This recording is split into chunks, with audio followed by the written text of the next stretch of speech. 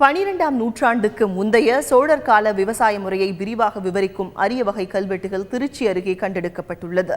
முசிறியிலிருந்து தொட்டியம் செல்லும் வழியில் அழகரை என்கிற கிராமத்தில் உள்ள சோமேஸ்வரம் கோவிலில் நந்தி மண்டபம் அருகே உள்ள கல்வெட்டை ஆய்வு செய்த போது இந்த தகவல் கிடைத்துள்ளதாக வரலாற்று ஆராய்ச்சியாளர்கள் தெரிவித்துள்ளனர்.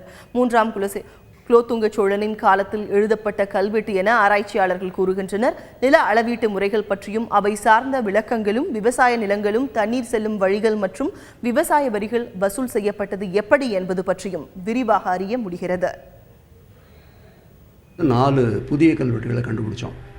அதில் 2 கல்வெட்டுகள் 3ஆம் குலோத்துங்கர் காலத்தில் பொறிக்கப்பட்டிருக்கு. ஒன்று பொறிஞ்சு போச்சு. இன்னொரு கல்வெட்டு தெலுங்கு கல்வெட்டு, அதை செய்திக்காக அனுப்பியிருக்கோம்.